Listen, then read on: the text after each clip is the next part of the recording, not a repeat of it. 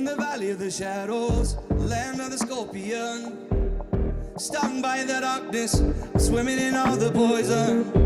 I need some angel music, so damn hot down here. I need some angel music, so to wash away the fear. Come with some angel music, so damn hot down here. I need some angel music, so to wash away the fear. Holy, unseen, I plead, show me some mercy. Grandma, come on down here and sing your prayer with me. Cause I can shine like a raven if I get a little bit of sun. With a little bit of light, just a little bit of sun.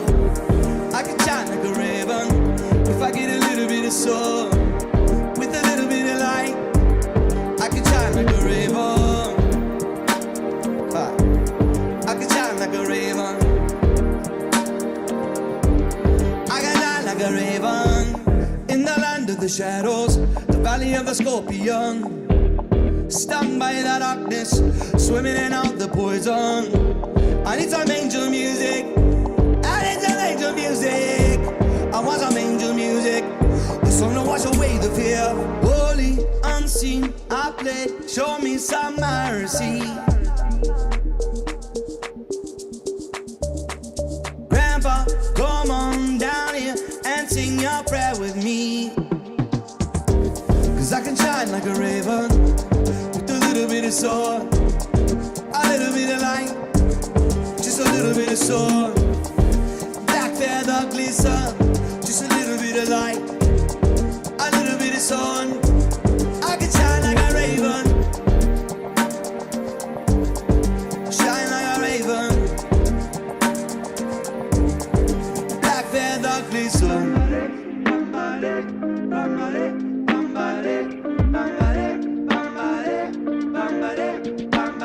Pull me up from the Snake River. I want to be one.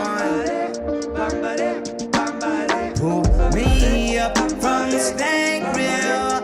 I want to know freedom. Oh,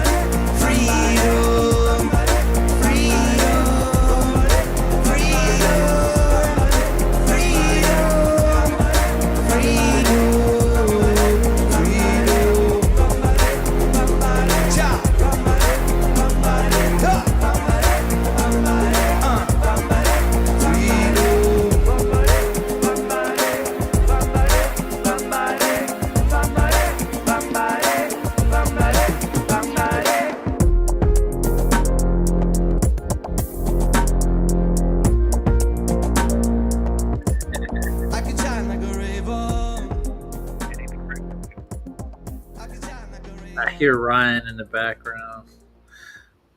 Cool. Ryan, what are you saying, sir? I'm learning how to spell gray properly. What the hell is that? Bombare? I think it's Bombare. Bombare. Bombare. So gray, the color gray spelled with an A. The one that's spelled with E, is that a name, I think? Yeah, like Jeff Gray. Yeah. Doesn't describe a color or a species. Gray is the color. Yeah. Oh, Gray would be the species. So if you were talking about in a slang term, like if somebody was a blue, what would you say? A blue, if it was a gray or a red or a, What would I say? They call me Gila. I can tell you this. I don't think they've ever found a alien skeleton, although they had an autopsy. Supposedly. Roswell. They That found some gelatin. Yeah, I get That it. was real. Well, Yeah, I mean, just like they had to cover up whatever happened up there in the hills, and was it New Mexico, right? Yeah, it was- Roswell. Roswell. Yeah, there wasn't. I seriously, they found a weather balloon, right? That was the official narrative. Yeah, There's a weather balloon it up was a there. parachute. Yeah. And then all of a sudden, it became this terrific folklore of this alien aircraft. they captured a satellite, and they didn't want anybody to find out the satellite. Yeah, Made up the story. That's probably what it was. exactly. They didn't want anybody to know, so they were like, "Oh, here, let's make up this Hey, bullshit You guys story." believe it's alien spaceships, then go ahead and believe it. Yeah. But as long as you're not worried about what we're doing on the side, it's all good. Yeah, we're all good. Yeah, there's nothing to see here. Move along. That's No, all. heartbreaking. Yeah. And by doing that, that would get everybody's attention to keep checking it out and checking it out, checking it out. It created the folklore. They actually created their own. Oh yeah, they were legend. I used to watch all those scary shows about aliens that would kidnap people and stuff, and In search of. all that stupid shit. In search of unsolved mysteries. Elliot Ness. At night, I used to watch In Search of, and it was hosted by Leonard Nimoy. Remember that? Yeah. Yeah. Yep. The one with the guy who played Elliot Ness. You remember that one? Yeah. Robert Stack. Robert Stack. Yeah. Yeah. That guy is believable, dude. I mean, the way he talks, it's sincere. He was in Airplane. The movie Airplane. He is. He was- He is. Yeah, he was the captain in Airplane. Striker! Guys yelling at him. I love that character. He's so stupid but so smart. I put a JPEG in for Saab earlier, but he didn't use it. It was Saab was saying that the shit's gonna hit the fan. So I went and got the GIF from Airplane where it shows the fan and shows the shit hitting it. I remember that. Yeah. And I put it up, and he never looked at it. And I'm like, I can't believe this shit hit the fan. Yeah, I have an old cartoon. It's got this guy named Harold, and he's leaning over his bed, and he got a fan down on the floor, and he's taking a dump in it. And then it's like Harold wanted to know what would really happen when the shit hit the fan. Yeah, I used to use the line from Airport all the time. My boss would say something, or somebody would say something, and I'd look at him with a straight face and say, "I picked a hell of a week to quit sniffing glue." And they look at you, yeah, you're serious. Yeah. I've done that before. I picked a bad week to quit doing amphetamines. Jesus. Picked a bad week to shooting up mainline and heroin. And then it shows him at the end. He's hanging upside down. Oh yeah, that was actually. Sure. I know. His Yeah. sister, yeah, Lloyd Bridges, his sister. I actually, when I was a kid, I got to meet her a couple of Oh times. shit! Yeah, her name's Pat Bridges. She lives up in the hills in North Carolina. She's got a house up there. Roger. What's up, Victor? Yeah. What's your vector, Victor? I don't know. But Striker, snap out of it. Every time he goes to drink water, he just throws it in his face. He can't put it to his mouth. The fucking Indian guy with the gas can is he's talking to him. Yeah. And pouring the gas on himself. So I got a video that Jim Adis made for Cubby Bear. I want to play it right quick. I'm not going to play the music. I'll just play the video, but it's called how do you pronounce that? Canopus? Is that a star? Canopus. Yeah, Canopus. And some of Jim's work. This is done at 1:30 a.m. East. Hazy temperatures 9 degrees Celsius. Humidity is at 76%. Write that down. We're making an observation. Observation time. Mr. Amos. He's got some nice little funky music playing in the background. How long is it?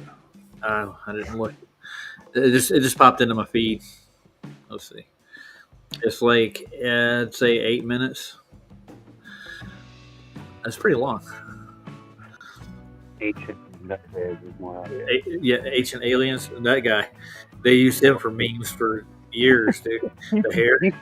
He should be the guy that does Glover. He should be one of the guys that works for them. He's such a freaky look. And once his hair falls all the way out, he's really going to look funny. All that long ass hair on the side. It always at the end of every show, the conclusion that it could have been aliens. Must have been alien. Must be Yeah. aliens. It has to be ancient. It's aliens. I said so. It's aliens. So there's got to Well, be. you guys know where that lore came from. It's the old Aztec and Mayan ruins. They would find these carvings and paintings. Well, of you know, the technically they're not wrong. Roger, technically they're not wrong because anything that was made outside of this place, which I think the devil and God were created or whatever, however they got here, they came outside of the earth, right? So technically they are aliens to us. So I mean, in a way, he's right, but the truth of it is, we all know that Satan isn't an alien; he's just a being you can't see. Something like that. I guess. Roger, hold on. Oh man. Oh, somebody Justin Johnson said, "Got to watch out for those pockets of gravity."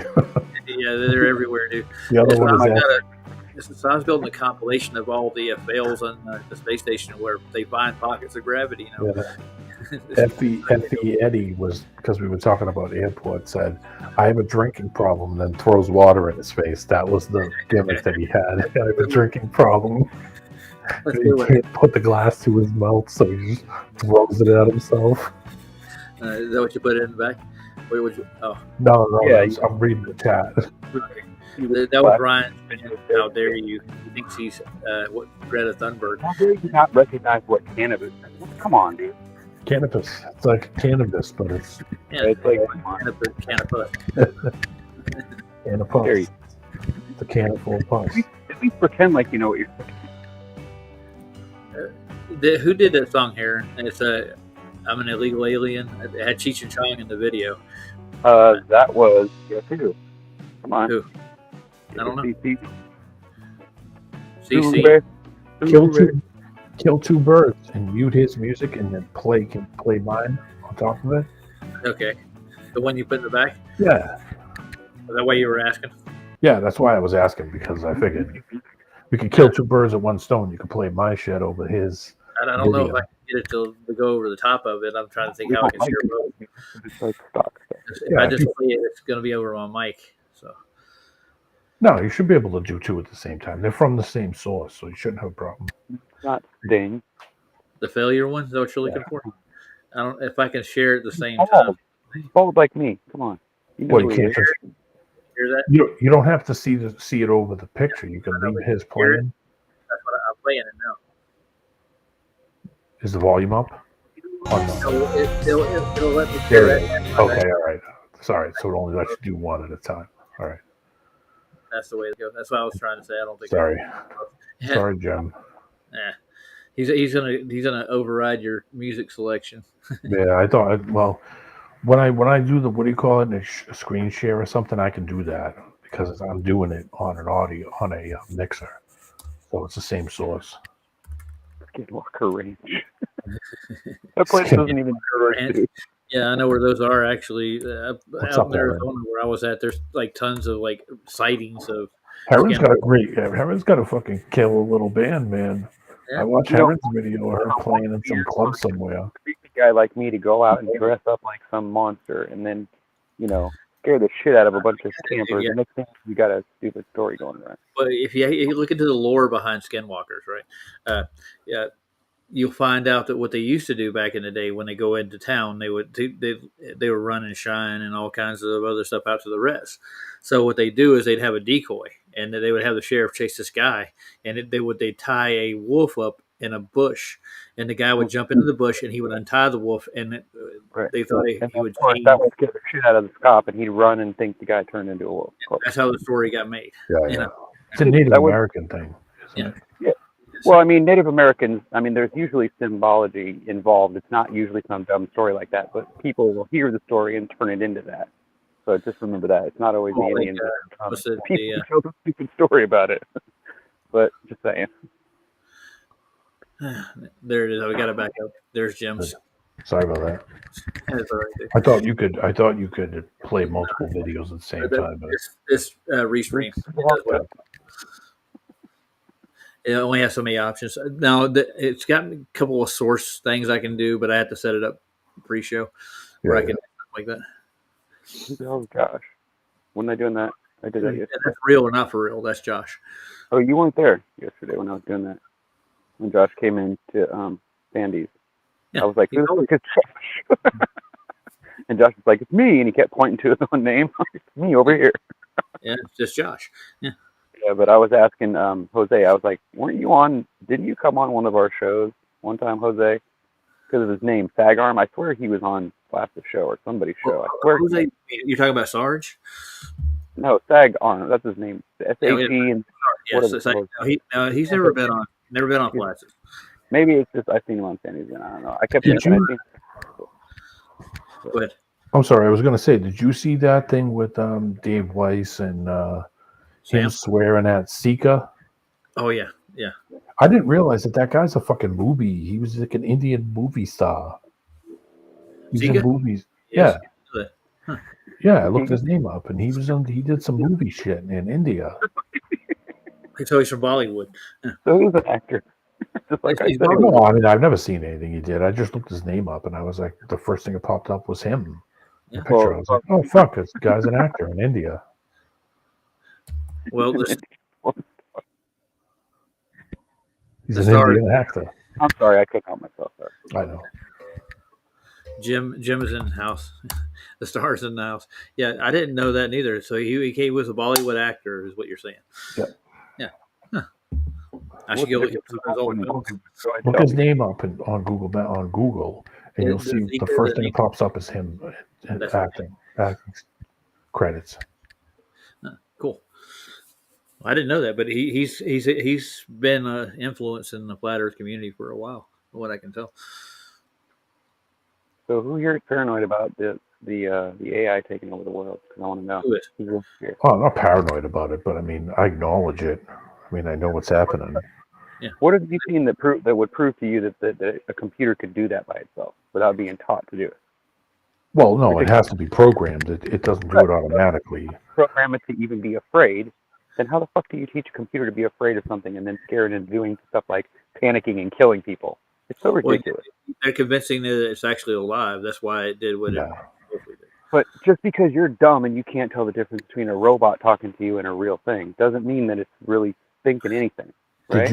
Did you watch Saab's show tonight? No, I didn't watch all of All right. I put a video on Saab's show. Actually, I might still have it. I'm just curious, like, really aren't. You know, it's just fear mongering, right? There's no truth to it. There is no AI, a real AI. They're just saying that. It's Are you just, sure about remember when we got close to the year 2000 and they told us all the world was going to come to an end as soon as the clocks all flipped over to 00? The clock wouldn't know what to do. Remember that? And nothing fucking happened. Nobody's computer crashed. Nothing bad happened. Some people's did. They told us in the 80s. They said that global warming was going to flood us all by 2020 something. Look at it, 2025. Not a fucking bit of flooding. What the fuck? When are you guys going to learn that this is all just fucking fear mongering bullshit? It's not real. Some people's computers did crash, but it was the computers Right. that were It was pre-2000 computers. It would have crashed anyway. Yeah, they would have crashed anyway. But I mean, Because they were just outdated, and they're the because they timer were can only go to 2000. 80s. Their clock wouldn't go that far because they didn't Yeah. plan ahead of. Exactly. But you would They laughed out. The fear was with the Y2K thing, Brian. The fear with that was that everybody's clocks were going to get jacked up because the main, the supercomputer they had wasn't. We can gauge the time of day by the sun. Who gives a fuck, dude? Yeah, but everything was wired into it like airports. All the electronic shit is all But computer. we all know that they had to have put that into the plan to where it wouldn't just shut off. Come on. They would have had to have thought of that way They ahead were, of time. they were afraid of, man. To be honest, that's what No, they weren't afraid of nothing. They lied about it. They just made it up, dude. It was probably to distract us from some other shit they were trying to The pull. Russians had some problems too. I remember that day, and that on the same day, the Russians had to shut down a bunch of shit because their computer stuff was probably 20 years behind anything we had, and they all had problems too. I think a power plant and a bunch of places shut down because of the because of the clock reset. That they didn't just set that up on purpose just to scare a few people. all the to make automated. Oh, I'm sure. They had wired into it. I'm pretty sure they weren't prepared for everything. Yeah, I'm sure they didn't think anything was going to happen, It's like when but they when burned it did, here in the Northern California. They just burned the whole town up, and everybody could tell it wasn't a normal fire, but everybody's like, Yeah, Andrew. "Oh, no, it was just an accident. It wasn't real." Like, dude, give me a break. Hey, gentlemen. What's up, I'm Andrew? only chiming in because in regards to artificial intelligence, I have quite a bit to say on that. And I think a lot of people are taking it out of context, but then a lot of people are also not necessarily understanding it for what it really is. So artificial intelligence has been around for a long time, ever since relays and transistors have existed. So essentially, it is a type of action that once it is set into motion, no longer really requires human interaction anymore unless it starts to fail. I mean, automobiles have been using that same kind of a concept for a long time. But then that's just called artificial intelligence. But then after that, you have artificial general intelligence. And I think that's pretty much the stage we're in right now, where it does take a very vast amount of people and complex algorithms to program something like DeepMind, like the chess program.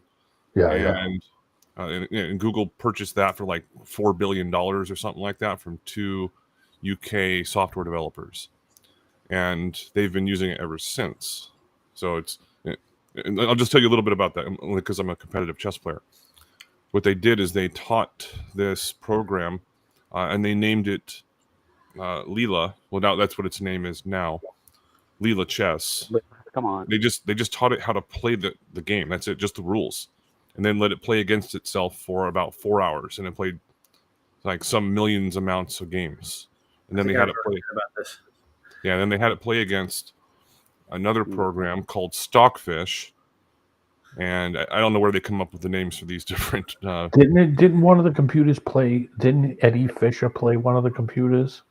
you're talking about Gary Kasparov, and that was in 1990. Kasparov, that was it. Yeah, that was in 97. And Well, he a computer that can read every single move ahead of time. Like, how do you beat that unless you can memorize it all yourself? well, That's humans the only can't beat them anymore. Yeah, it's Yeah, I impossible. You just can't do it. And this is actually associated with artificial intelligence, where there's a But- gentleman named it just knows all the answers. If it knows Yeah. the answers ahead of time, it can. I mean, think about it. It can just keep the processes. If that's all it's feeding you at is the processing speed. Cookie, They're going to think use that to make you convinced of it by. well, just they're trying to master chess, and I don't think it's ever going to be mastered, regardless of computer speed or how deep the process goes. ask a and- simple, really, really obvious question. Who gives a fuck about chess? Well, obviously Andrew does. He's a competitive chess player. Okay, just well, saying. it's the I'm not trying to point. be mean or anything, but it's like it's a stupid board I love Yeah, but chess. I learned how to play it when I was a kid. that important. he's Because of he's okay, just using it as an analogy for AI. That's all.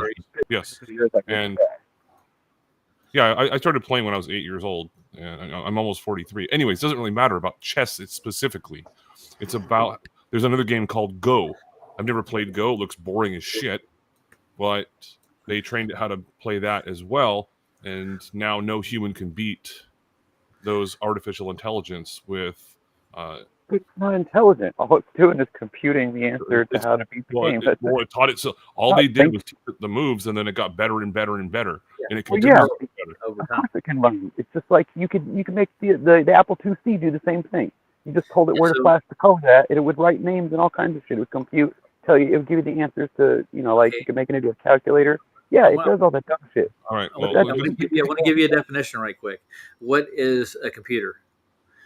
By terms, it's an artificial thing.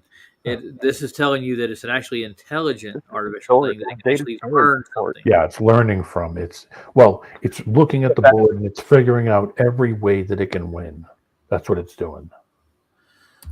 Yep. Okay, so the reason I was bringing up, and the only reason I joined in was just to talk about this momentarily, and that is because I have watched this a lot of documentaries and presentations from Ray Kurzweil all the way to Ben Goertzel, and Ray Kurzweil actually predicted to the exact year of when when computers would be fast enough to the point where humans couldn't beat computers anymore, and he predicted it on the exact date, 25 years ahead of time. And he actually had a piece of information like this, like mathematical. I wouldn't call it an algorithm, but like a formula. Yeah. And then Ben Goertzel also is, I mean, these two guys are friends, you know, they're not like close acquaintances or anything, but Ben Goertzel is widely considered the foremost expert in regards to machine learning, and they're developing the Sophia robot right now. And you can look at it. There's a lot of videos on it, and the guy looks like he belongs at Burning Man because because he goes to Burning Man. He takes psychedelics all the fucking time. Meanwhile, he has a PhD in computer science and mathematics, and it's like, whoa, Nice. The Orgy tent got destroyed at the at Burning Man, the last Burning Man. The I've Orgy never tent. been. I don't want to go. It sounds. Didn't it get hit by like a storm and it blew Yeah, away? crazy the storm. Orgy tent? Last year it flooded. And everybody got sick. Yeah, because it of was that. bad. Yeah. Oh, poor baby. I'm just enjoying this pan, guys. Like all this stuff is refracted over that horizon. yeah. We're looking at. Look at the mirage on the boat. See how it's mirroring it down. Yeah. yeah. That's the third curve we're looking at, guys. Across the horizon there, you can see it just waving. You can see it. It's like Yeah, that's why he does. see on concrete when you lay your head on Just, the concrete. you're just looking over that top surface of that shitty top surface of the water. It's doing shit. It's reflecting light. It's fucking You know what? water's dissipating and steaming off. It's doing all kinds of shit. The heat What's causes really cool light about- to change, though. Is about his. I never really thought about that. I never thought that heat would change the light, but it does. It affects it. Yeah. Yeah, it does. That's trippy, And and I never really because like that's a big deal. If he was to take the camera angle right there and go 5 feet up, then that point would change. That dead land point would tilt up. You would tilt yourself up. It'd be like zooming in or out. It'd be the You're same pushing thing. it out. You're pushing that fucking off because you're lifting your angle up. But it would also give you more distance from the ship, and it would make the ship blurrier and probably cause more. The higher cool thing about his pans, this furthest flight out of the rig is actually 19 miles. Wow. But if you So- were looking at it from a 90-degree angle from to your right, like 2 miles away, and looking back this way, you'd see that it's perfectly flat from your left to your right. So I don't know what the big argument is. Well, that's what he does. He's going Like, 360. because of the In other words, he's percent- looking right to left and straight ahead, Yeah, he's panning it. panning. But I'm saying if you were over Sure. there, if you were a mile away and looking at it on a 90-degree angle at the same ship from the side, instead of looking at it from that direction, you'd see that it'd be flat from your left to your right. So you know it's not really curving. It just appears to be because He's only at 50 feet altitude. That's what's from sea level. Oh, he's that high up. Yeah, Well, it doesn't really matter. I mean, his field of You go vision. down the water level, and that Right. point will come way forward. If you lift yourself up, that point goes further away because you're increasing the angle. It's just the angle of the That vision. convergence point changes as you. and your height makes a You- difference. But you even if see- you're right on the water, it doesn't really matter. If Here, you're looking zoom at back it from out. the window, Pay you see attention. it's He zoomed back out, and you're getting a mirage now. See this? Yep. It's all inverted. You see the Oh yeah, horizon? it looks like there's like clouds in the distance when there's not. I see that all the time when I look at the horizon. Like He it's did this just on a really humid day. So, yeah, like I live by the ocean, so I see that a lot. The so what you're looking at, that mountain the- range, that island is 30 miles away. What you're looking at. And look at the edge of the water when he stops. Look how it has like a continuous. It almost looks like a 60 hertz, like a screen, like it's refreshing. See how it gives you that kind of wobble on the water because there's stuff going on. Yeah, trippy, yeah, and it's like waves. the heat There's, wave through it, yeah, it kind of gives it that weird yeah, flippy thing, like an old. yeah, like an old TV screen when it refreshes, like a refresh rate. God, I forget. But it's, Canon scan, that's what we call the it. water is dissipating and light's hitting it, and the water is rippling and moving around, so it's changing it. Even if he turns to the other way, you could still see it. See how it's like waves. It almost looks like a ripple, but it's that shitty surface up right above the water. That was why in the early days when guys were doing these laser experiments, they were too low. And what was happening is the laser was hitting that ship level on the surface of the water, Well, you and know, it was making the laser freak out. And they were like, Well, "Look, it's hitting the curve." Yeah, it's so nonsense. that's the problem too. Unless it's really, really cold out, you're gonna get problems. Yeah. Well, so if it's real cold and there's no sun, then that that surface of the water completely changes. Now you don't have that effect. Drop to the level of the ground, and it allows you to see through all of it. Yeah, Yep. very much. When the tide goes up and down, that level, that shit level on top of the water goes with it. So as the tide goes up, you see that shit level raise up, and as the tide goes out, that thing drops down, depending on the sun angle too. If the sun You is know what directly, gets me is the tide's different everywhere you go. Like Yep. where I live, the tide it comes way in and it floods like a certain area, and it seems like a lot of water. But when you compare it to like other places where it rises twice as much, it's like, wait a minute, it all doesn't rise at the same time. Nope, it rises differently in different places, and in some Yep. places it doesn't rise me at and all. me and Roger were looking at the tide maps one night. We sat, we talked about tides all night long, and we looked at tide maps in the Mediterranean compared to the Black Sea. I think it was, Roger. Something Black like that. Sea. Yeah. The Red Sea or the Black Sea or whatever it is that's south of the like the channel that they bring those big ships through. That's the Red Sea. Yeah. Red, not dead. I'm gonna share my screen real quick here because these are some personal pieces of evidence that I took. Okay. All right. This is Let's my see what you got. P900. This is off the coast of California. This was about 4 years ago, roughly, and this was Half Moon Bay, or in between Half Moon Bay and Santa Cruz. Anyways, so this is a fishing boat that you couldn't see with the naked eye, and I got about 3 feet above the tide at the time. So this is just one. Pretty damn low. Yeah, and you can also, once you zoom in on it, you can see the horizon behind it, and if you actually take this into Photoshop, you can see there's horizon actually behind it as well. Yeah, it keeps on going. So parent position is what you're saying, Andrew, right? Yes. So again, oh, look at that! It went over the curve. No, it went over the horizon. Nice. Yeah. And here's an actual video. This is me again. Now I'm about 5 feet above the elevation. This is an Air Force installation. I have no idea what it's all about. That's a radar. Yep. The radar. It's a radar station. It's just I don't know what they're necessarily all doing there. Those are the same kind of things they have on.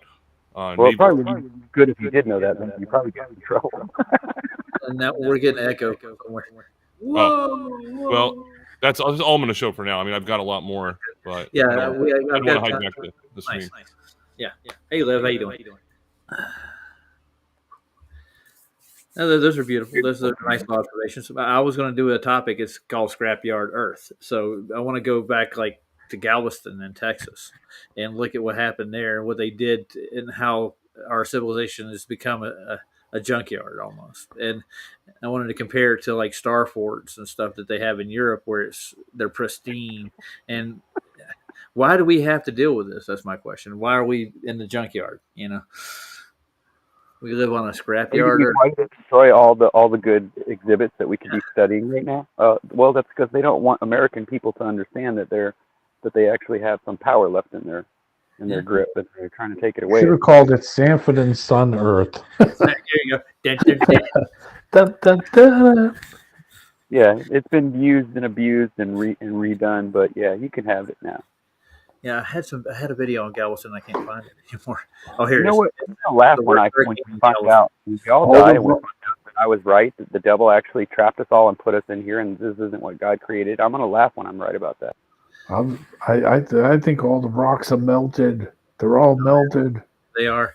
I'm just kidding. Ryan can actually do that. He said he can take it. According to the government, we should all be flooded by now. We should all be swimming.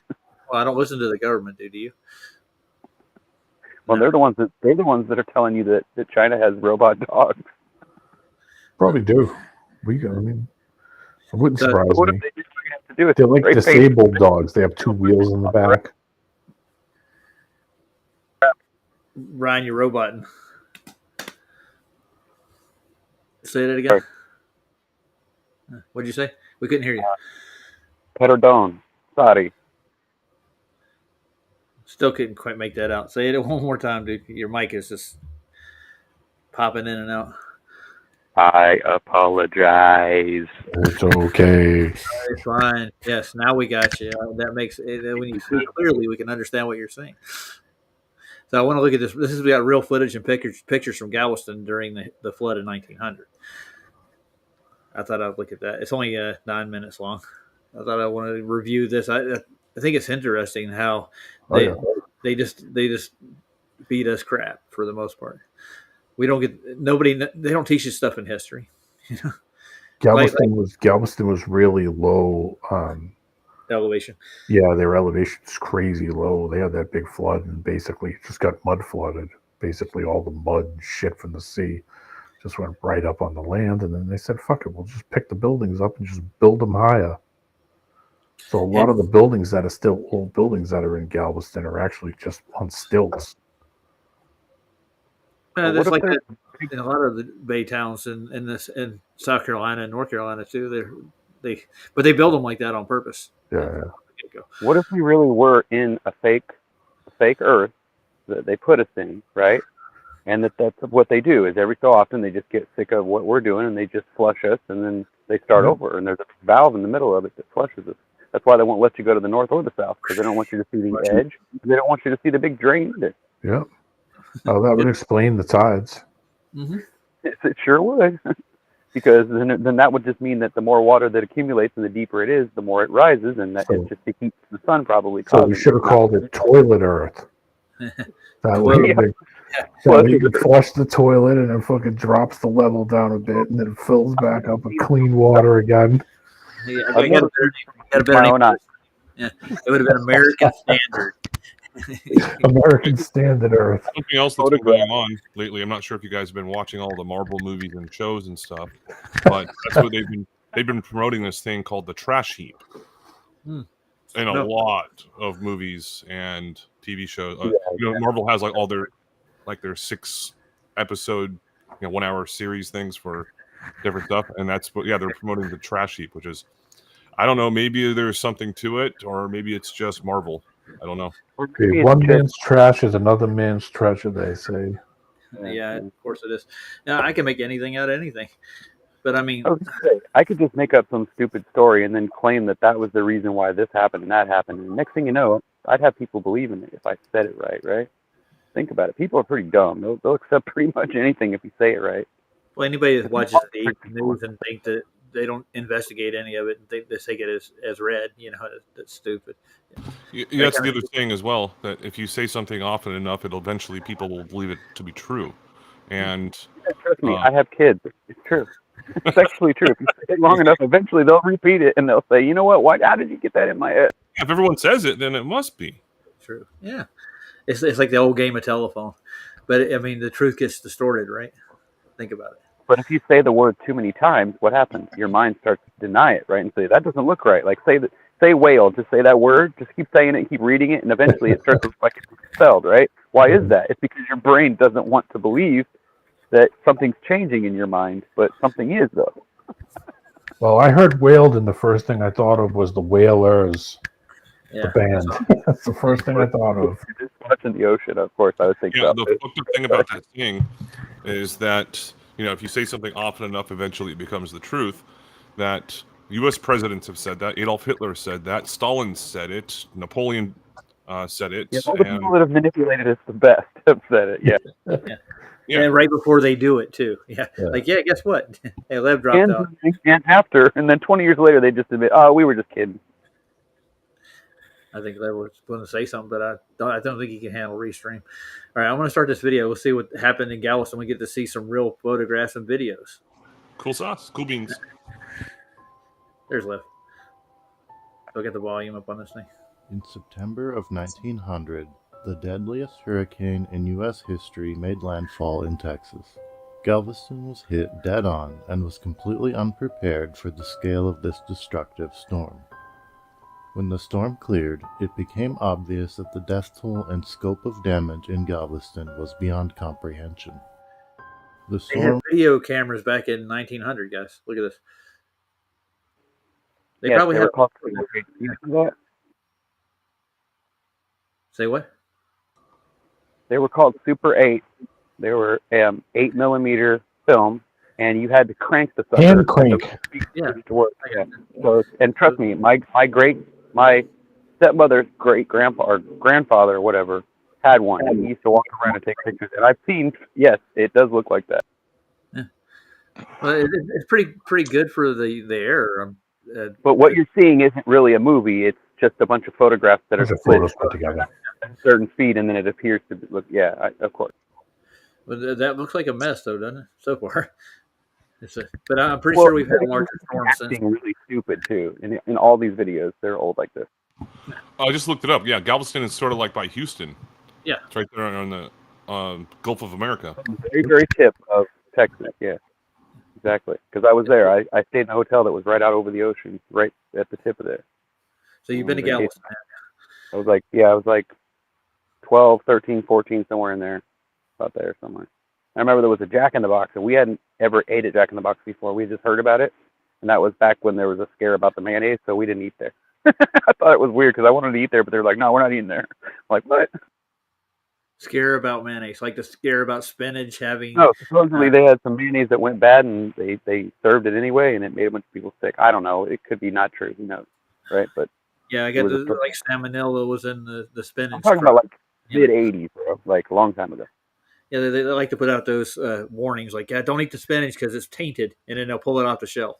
You know? Don't eat the green acid. Go into any restaurant, you know that the first thing they show you is a hazard guide that shows you what all the chemicals they use in the back of the store, and almost all those chemicals can cause cancer in laboratory animals. So, I mean, if you really think about it, they're just a poison waiting to happen. If you think about it. Yeah, I agree with you. Yeah, because I work at a restaurant, I get to see these guys. It only takes one stupid person to pour something that don't belong into something else, and you've got poison people, right?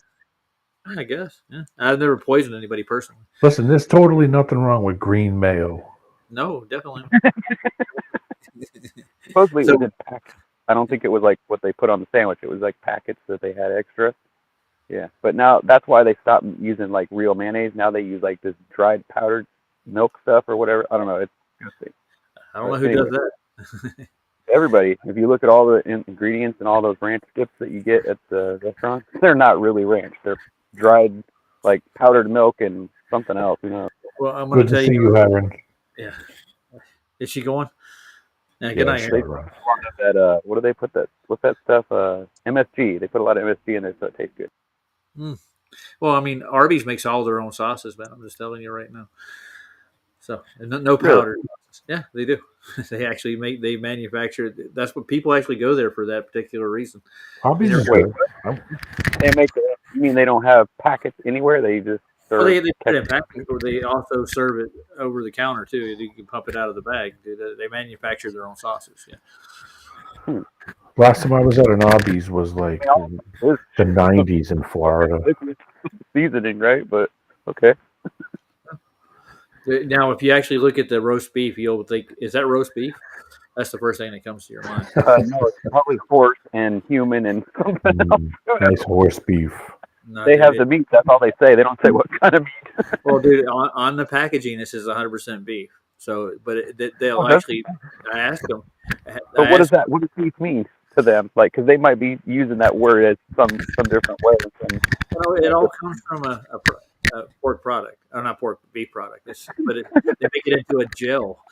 They just and they pour it into this bag, and then we cook it, slow cook it, and it hardens up, and we slice it. That's it. Well, I know that processed meat is just basically chopped up meat with some egg and whatever the fuck they put in there to make it stick together. I get that, but what you start worrying about is when they have to put chemicals in it to make it pink, and then you got to put a chemical in it to make it do this and that, and it's all just for looks. It's like, come on, do we really have to put all this crap in our food? Oh, we got to put it in there. Nobody will buy it. It's like, well, I don't care if it's fucking ugly green or pink, as long as I know it's fucking not gross. And I love my gray meat sandwich. Dude, I mean, yeah, the you buy roast turkey, most of the time you look at the turkey and you're like, what is that? Like, is that really meat? Like, you can't Well, tell. after we cook it to temperature and properly, it turns gray too. It really does. Well, it's like a hot dog. Nobody wants to admit that a hot dog is basically anything that they can't sell as meat. Is basically what it's Well, they get it from the packing house still. They have cut boards. everything. Like, there's nothing that goes to waste. Hair, whatever it is, it goes in there. Lots of labia and scrotum. And we Yeah. all know that they put the worst, disgusting fat of all the cow into the hamburger, right?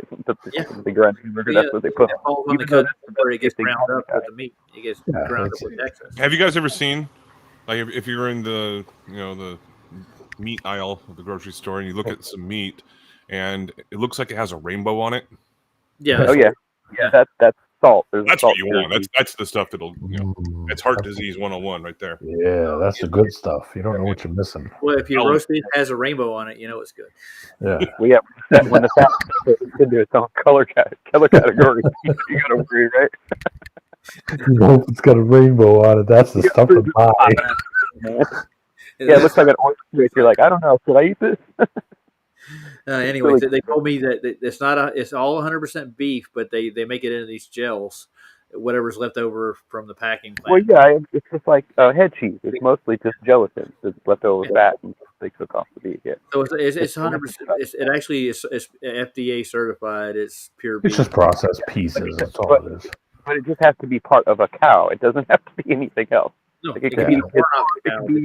It could be any part of the cow, but it's beef, right? Gums, it could be all. Dung of it. could be, I mean, All right, so let's get back to Galveston and see what happens with this wreckage they did. It was largely a surprise, and the nation Hold on a was second. mortified when news finally started okay, to left. trickle out You of got something to say about Galveston. it? Yeah, I wanted to talk. Well, Andrew Oh. sharing Travis and Plain Reality's Horizon research Who is? earlier. Were Andrew showcasing Travis and Travis and Plain Reality have just been on Earth Awakenings, have been like showcasing this Horizon research with Mirage and all that kind of stuff. Well, we're talking about this right now. Yeah, he was asking Andrew. Are you? Yeah, Oh, it's what we're on Wrong the- Andrew. Wasn't me. No, different Andrew. No, I mean on what's it called on Rogers? Like earlier, like when I first came. Oh no, that was Pablo's dog. That's who I was showing. oh, all right. Oh, right. Yeah, yeah. During his- All right. No. Put the link in the chat. Oh yeah, I'll get it for him. Put the link for him. I'll Cool. get Pablo. I always thought Mike the dog was the best. Mike the dog. What's wrong with Pablo's dog? Come on, dude. Pablo's better, cooler than Mike. He's a cat. I don't know, but I don't know what that all means. I really don't care, to be honest with you. I know it's something to do with math, but do I really care? No, not. No, not Pablo really. is a Greek kidding. I story. know, I'm dude. kidding.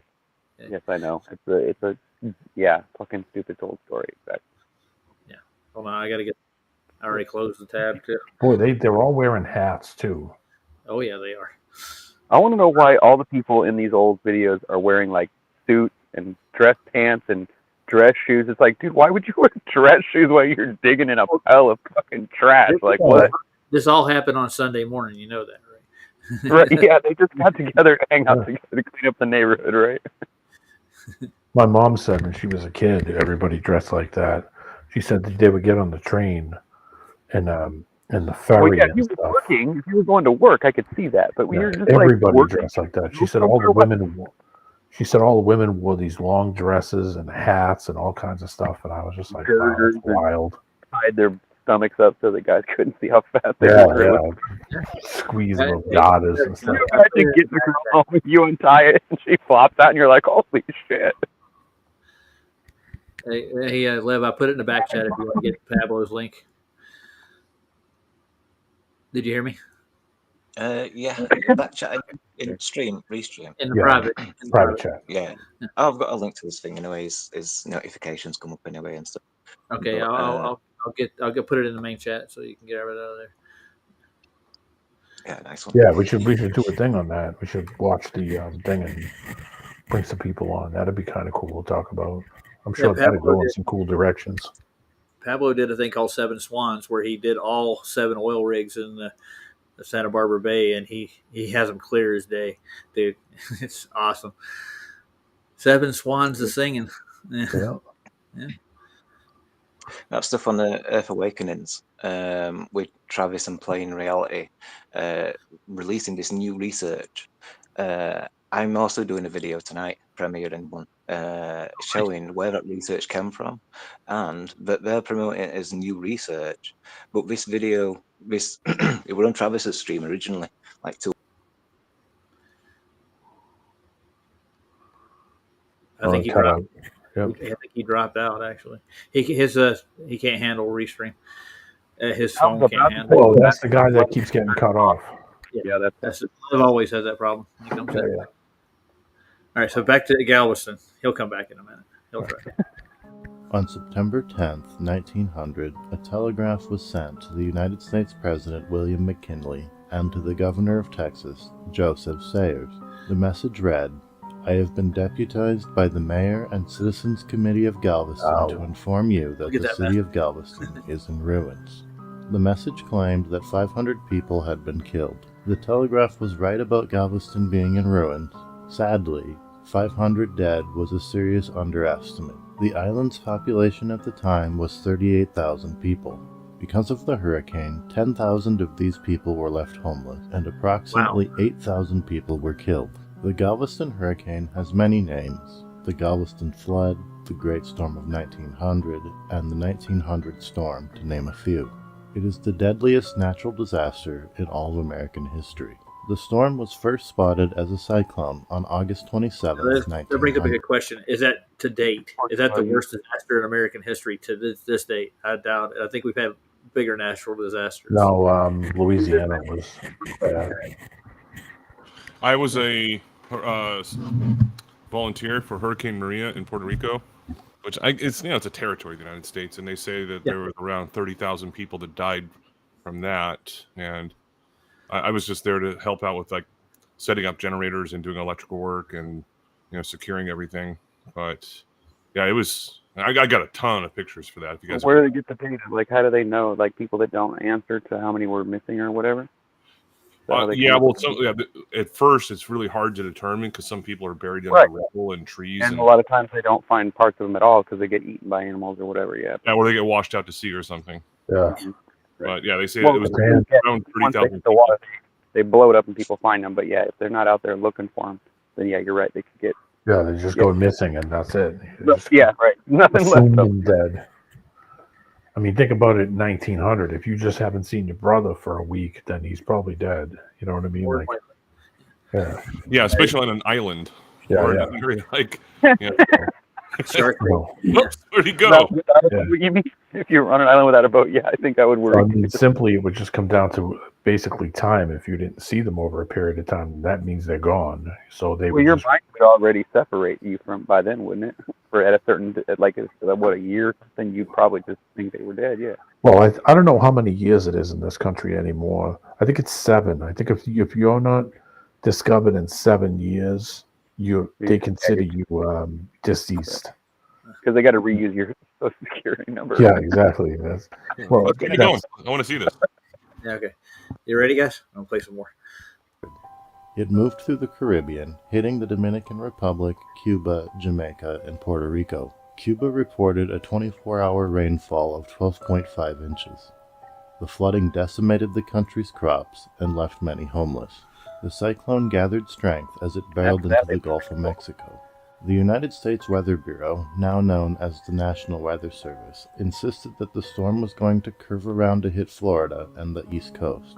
As the storm progressively moved closer to Texas, the U.S. Weather Bureau again claimed that the cyclone was not strong enough to be considered a hurricane. Unfortunately, they were wrong on both accounts. The hurricane struck landfall on the evening of September 8th as a Category 4 hurricane.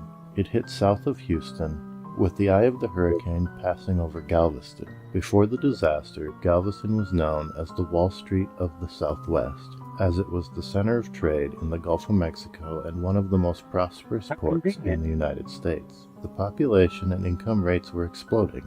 By all definitions, Galveston was booming. They had many storms previously, but all were fairly minor. It is a very human thing to believe that bad things won't happen to you, especially if they never have before. But this optimistic bias in the people of Galveston wasn't necessarily their fault. The director of the Weather Bureau in Galveston, Isaac Klein, wrote an entire article in 1891 for the Galveston Daily News detailing how impossible it would be for a significant hurricane to hit the island. But even this didn't pacify some of the residents. Galveston was essentially a sandbar in the Gulf of Mexico. It was very low and flat and very obviously vulnerable. It was only 8.7 feet above sea level, Some citizens requested that a seawall be constructed to make the city more resilient to storms, but the government denied the request. Because That is government for you, isn't it? That explains it. They planned it. No, they didn't prepare for it. They didn't care. I'm kidding, but yeah, I would. Yeah, but I bet everybody that was alive then probably thought the government did it deliberately. Yeah, some of them probably did, but I'm pretty sure they ignored the danger. But I mean, think about it. You're 108 feet above sea level in a sandbar in the middle of the Gulf of Mexico, where it's known to have cyclones and tropical storms or hurricanes. Yeah, so Right. that's So just it's on its way, and just because the weather service said it wasn't going to hit doesn't mean I wouldn't have hightailed it out of there. either. Oh, what are you talking about? We'll be fine. Everything will be Yeah. all right. Don't worry about it. Come on, let's go get a sandwich. Buried it in sand, I might get Yeah. lucky and live, but doubt it. Giant wave comes down the street, and you're like, "Oh shit!" grab the The surfboard. best place to be is in your car. At least you got a few minutes of air left, right? All right, let's get back on them. All right. Isaac Klein believed that strong hurricanes wouldn't hit Galveston. Clearly a seawall would just be a waste of funds.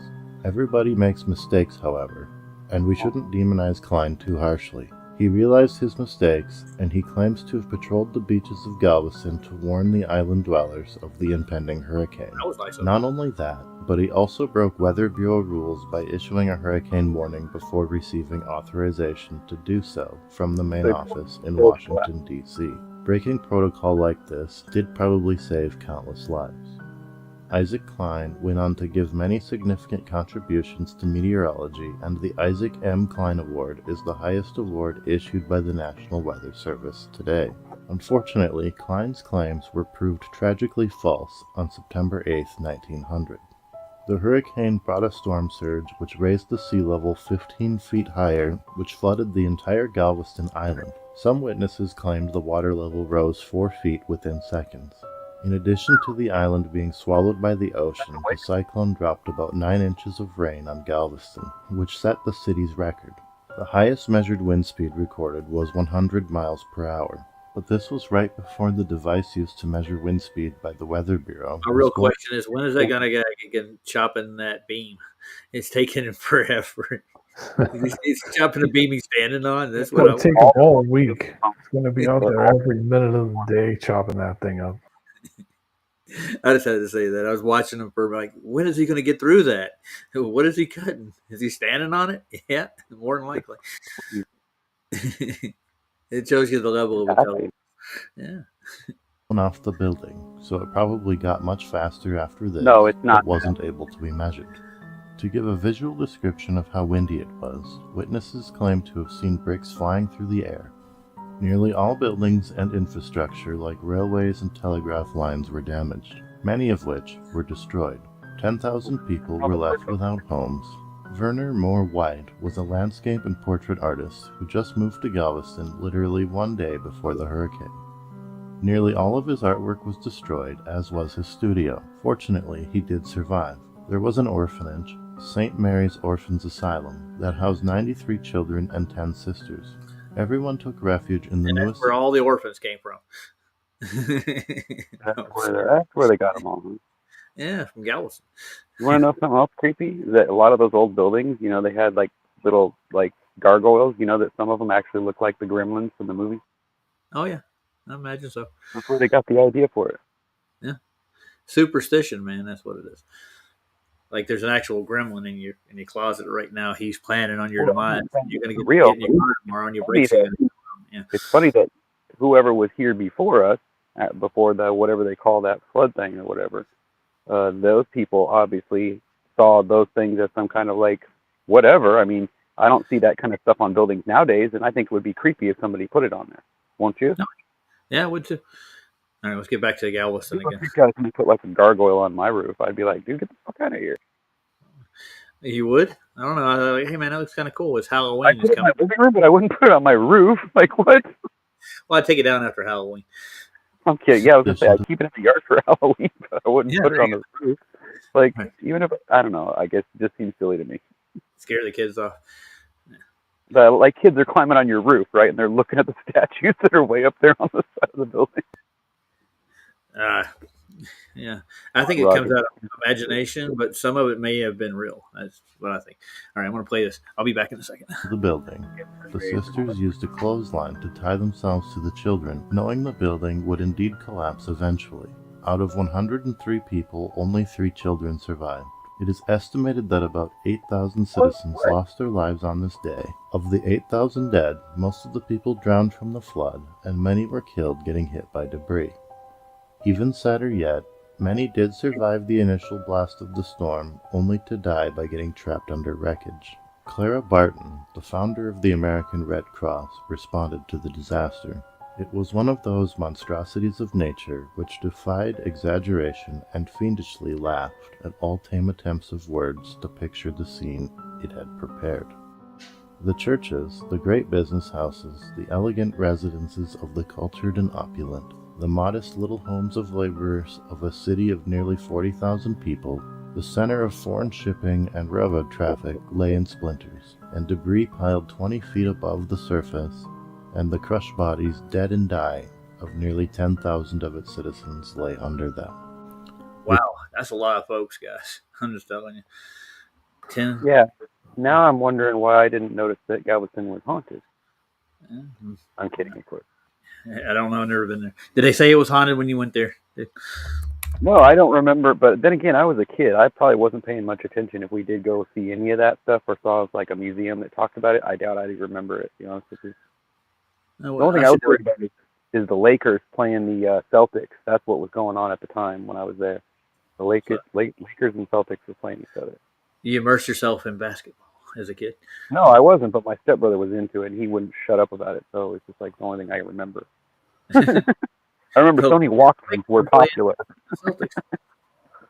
Yeah. For another championship. And Spuds McKenzie was popular. Like all the kids were wearing Spuds McKenzie T-shirts at the time. At least I was. I like Spuds. Yeah, Spuds was cool. We went on vacation and we saw the Spuds McKenzie T-shirts and we bought every one we saw. Dude, they were like $40 a piece. My dad was so mad at us. Well, your best friend has joined us, Ryan. And D-Man is Luca. He's here. Hi, Luca. Hello. All right, Dr. Nick. Hello, everybody. How's it going? Doing good. That's good. I'm doing good too. Well, we're in Galveston right now, Luca. We're looking at a flood that happened in 1900. Oh my. Yeah, one of the worst recorded disasters in American history. Wow. Yeah, they're at 108 feet above sea level. Good. Killed more people than the McRib. Yeah, it did. Didn't get me though. Did they have a name for it? Yes, the Galveston flood. It's the Great Flood in Texas. There's like so many different names for it. It's recorded history, and they document it with film. Yeah. It's pretty good. Never heard of it, have you? Probably not. No. I read about this 20 years ago. I read about it in a book. Yeah, I know. I've heard it before, but it was a long time ago. Like basically, they took the mud. They took the mud from the sea and dumped it in so they could raise the land up in some of those areas. That's what they used. All landfill now. That's why it's like swamp. Swamping. Sea mud, like the sea bottom. Most of Florida is like that. Yeah, that's got to be really sturdy, D-Man. I'm gonna tell you. I remember seeing the pictures of them taking the buildings that were left and raising them up, literally just putting them on stilts and building them up, and then putting in all that crap to make the new level. You know what I mean? That's basically what they did with it on the really low parts. The Army Corps engineers are brilliant folks, aren't they? Oh yeah, and then do it in the 1900s with all man and horsepower. Oh yeah. There probably would have been a lot of material in there if there was some kind of like ocean raise or whatever, and the water came in from the ocean and pushed up. It would have pushed dirt up and up. Oh yeah, muck and sand and shit, all sea shit. Pushed all that and all the building parts and everything in people's bodies. It would have been a horrible smell. Oh God, you probably smell that place 20, 30 miles away. Smell like low tide with death. Low tide. No, like no.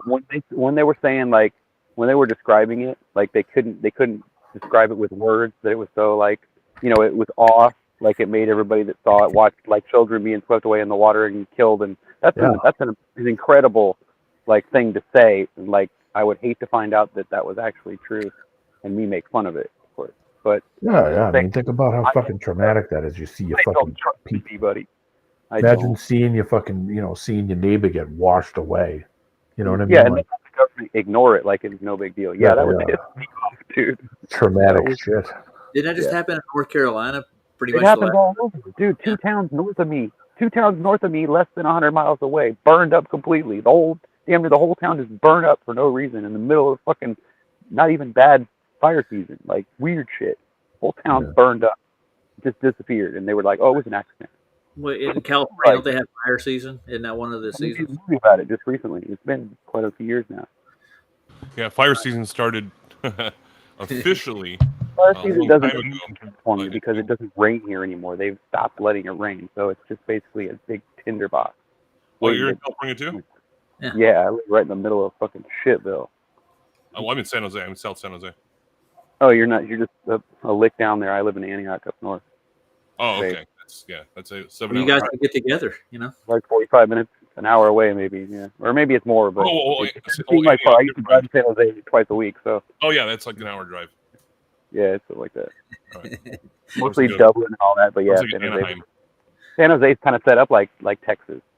Yeah. Like some places in Texas, the freeways are weird. They're like big squares that go around in big circles and Yeah, shit. It's weird. fire season. I actually have a story to tell about that as well. Back when I was a federal employee, but I don't want to. go ahead, spit it out because I brought it up. So Oh, okay. there's an official fire season in California, from what I remember. Oh yeah, and they're trying to blame it on PG&E, which is our Pacific Gas and Electric. Yeah, Pacific Gas and Electric. It's our power company. Not every place in California or on the East Coast, West Coast actually uses it, but that's what they're trying to blame it on, and it's a bunch of nonsense bullshit. Mm-hmm. But because it's arson, it's pretty obvious. Yep. But yeah, when I was working at the VA hospital in Livermore, what we were authorized, I was working as an electrician in the engineering department, and all of a sudden, our chief of engineering had a meeting with all the electricians across the between Palo Alto, Livermore, and Menlo Park. I worked at all those locations. And he said, you guys have unlimited overtime for the time being to make sure that we have our generators up to par. And in the event that PG&E goes down because of fire season, he literally said this, because of fire. And this was in 2017 and 18. I made boatloads of overtime, me and my coworkers. And we were setting up, a very, very complex type of a situation to try and explain. But yeah, they literally said that. And they said, this went all the way up into the executive branch, basically saying that they were authorizing unlimited overtime for electricians in the California regions for, it didn't even matter whether it was the VA or it didn't matter. It's like they were setting all this up because they knew what was going to be happening, and it kept happening. Yep, and they take it every year, don't they? They do the same thing. Yep, they engineer the same crap and they get the same results. Yeah, and I think that picture. I'm sorry, I was just going to say, I think that picture's your ship. And after this Galveston thing is over, I'd like to show the pictures that I have from Puerto Rico, if you guys wouldn't. Ooh, that's really cool. Yeah, I got a bunch of them.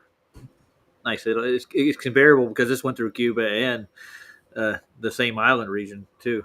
But they didn't think it was going to go to Houston for some reason. It's like with every hurricane, they don't know where it's going to go. They tell welcome to HARP. Yeah, there you go. Yeah, I was going to say, welcome to them fucking with the damn weather. Yeah. Yeah. Yay. And then blaming it on you. They're the ones that hurricanes are unpredictable like that most of the time. With that fictitious force of Coriolis, right?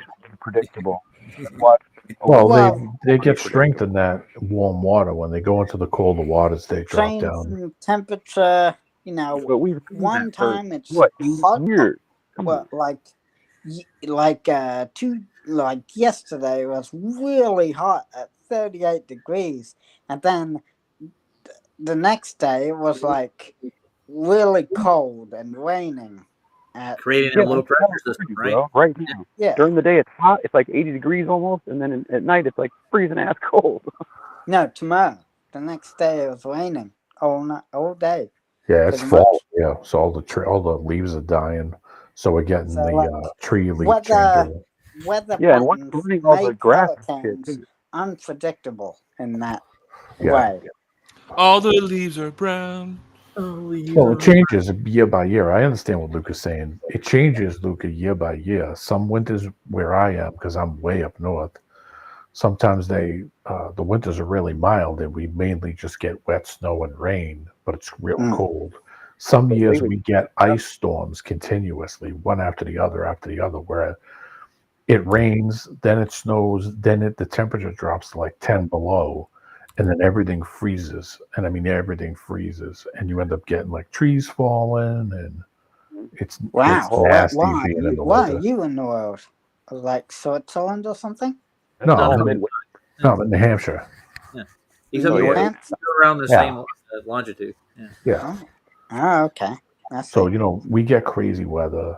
My friend calls me all the time in December and calls me and says, "Oh, I'm sitting in my backyard and I got shorts on and I'm wearing sandals." And I'm like, "Oh, stick it in your ass." And I hang up. I'm like, "Up yours, you just call me lucky poking me." you, bastard. He'll see on the news that, we got 3 feet of snow and the pile is out. He'll call me on the phone. "Hey, what's going on?"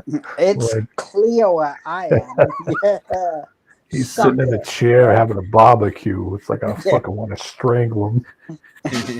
Suck it, bro. All right, Yeah. let's get back to the video. Okay. Reportedly, rescuers climbing over the destruction could hear the screams from below as they were searching for survivors.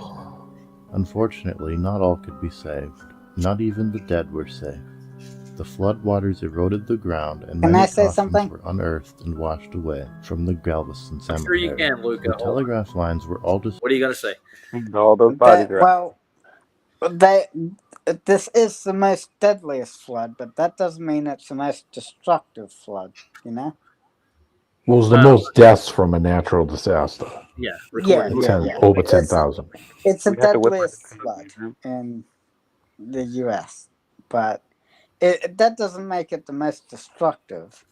So Yeah, but I mean, they weren't prepared for it, and now that the guy who actually was in charge of the weather service, they made an award named after him, and if you actually come up with he's going to profit. Yeah, actually weather get award. a weather award, you need meteorologists need awards Sure, for pat on the back. Almost.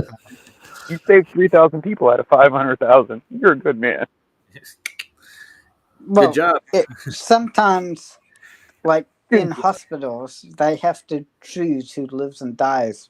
Sometimes, like that doesn't make the choice any less easy, though. Well, you got to consider that this was 125 years ago. Yeah. Sometimes it's about the lives you can Yeah, save, well, it's not not even the true. lives you can't. They had guys Yeah. that would go around every day and light gas lamps so that you could see on the street. Yeah, Well, it's about the lives you can save, whether compared to lives you can't save. So, Yeah, for that That's period of good. time in history in the United States, this was the most deaths from a natural disaster. Basically. yes, I agree. That's So for that's that period of deadliest- time, it was a lot. Well, that's the what's deadliest funny? flood, I'd say. The funny part is that it's literally not that far away, considering where California is. Not that far away, right? But yet, Well, I've never heard of this. Even though I've been there, I don't remember ever hearing. I mean, it might have been there, and I just don't remember. But I don't remember the story. I know about San Francisco. I know about a lot of disasters that they're not even on your normal, like history lessons, and you can find evidence of them in museums here in California. But the truth is, there's all kinds of things. There's like baths down there that used to be ocean baths where hundreds of thousands of people used to swim in the ocean right there in San Francisco, and nobody even knows about it. Weird stuff, dude. All kinds of cool stuff all over the state. There used to be a lake. There used to be that pot behind. I'm sorry, I don't mean to divert, Roger. That is part of a. Well, they had a lake, I think, down in the, what do you call it? Didn't they, down by the ocean that was filled in behind the the Bay Area, and that got drained out. Literally, they drained it out, built a bunch of little shit towns through there. I could look it up on Google Maps, but I mean, yeah. Right, So I mean, some stuff changed naturally, but some stuff was man manipulated. Yeah, there's a place in the Bay Area, very close to where I grew up, called Newark, California, and it's at the very bottom of the San Francisco Bay, and they call it the Sunken City, where it basically just got flooded with mud, and you can only see the very tops of the houses and stuff now. And there used to be a railroad track that went out there, but they have it like cordoned off now, so it's illegal to go out there because you're gonna sink in like quicksand and mud and shit. You're talking about that area that sunk, that they brought landfill in, and it just like when they filled in like San Francisco, it slid and it just like buried it. Is that what you're talking about? Well, it's the just look at Sunken City, Newark, California. I'll have to check that out. I think I do. I think I have heard about it though. Go ahead, tell me. The area part that was flooded was like Modesto, Stockton, Sacramento, Chico, Red Bluff, right there. At one point that was filled with water. They said at one point that was actually filled with water. I think the deadliest Well, the water rise would be probably actually the pandemic that went around in the what? Oh, dude, we could just don't even. No, not COVID. I'm talking about influenza in 1918 or something. It happened in 1918, I think. We're talking about natural disasters. Yeah, natural, not virus. If we're talking about natural disasters, then yes, it would be this flood, yes. But in general, just do me a favor. There's a book called The Invisible Rainbow by Arthur Furstenberg. Go read it, and you'll find out where most of these things come from. They said it was 8 to 12,000 deaths from Galveston. You think they have like a creator that's making the disasters? No, we're talking about what you're talking about. The Spanish flu is what that book is about, and how it came to pass, and it's actually documented how the Spanish flu actually isn't a flu. It was actually caused by something else, and they documented all of the cases. It's in the book. Go read it. You'll find out where all these mass diseases come from. What, you think they're made? Well, go read the book. And you draw your own conclusions for what happened in the Spanish flu. It's one of the biggest pandemics that ever happened. Well, yeah, the Spanish flu did kill a lot of people. Yeah, scarlet fever killed a ton of people in this country too. That's H1N1, isn't it? The influenza, the Spanish flu was the influenza. Yeah, but its origins are not natural. Let's put it that way. Yeah. And I'm pretty sure. I'm sure it is. No, even the doctors at the time couldn't figure this out, dude. Yeah, and Luca, if you want to talk about that after this, I would be happy to. But you're detracting too much from the actual point of what Roger's trying to present. Yeah. I looked it up, and this is not natural. There's not influenza. We're talking about the flood in Galveston. Natural disasters, flooding, hurricanes. The Spanish flu was caused by influenza, though, right? No, that's what I'm trying to tell you. So we'll get into that later. So let's play this. All right? Okay. I'm gonna head off now. Bye bye. Was slow to reach the mainland of Texas. The morning after the storm hit, one of the few ships that had survived set sail for Texas City, which is where the messengers sent the word to Houston and President William McKinley of the devastation that occurred in Galveston. Galveston and Texas as a whole were not the only places impacted by the 1900 hurricane. The storm didn't lose much steam and continued up the Midwest, leaving a path of destruction and an increasing death toll. As many as 232 people were killed in Canada because of this storm, most of which were on the coast. It's crazy how far the devastation spread across an entire continent. Galveston was basically deleted. There were so many dead bodies to deal with. Initially, the bodies were dumped at sea. but as the tide started bringing them back onto the beaches, bodies were piled onto funeral pyres and burned on the Galveston beaches.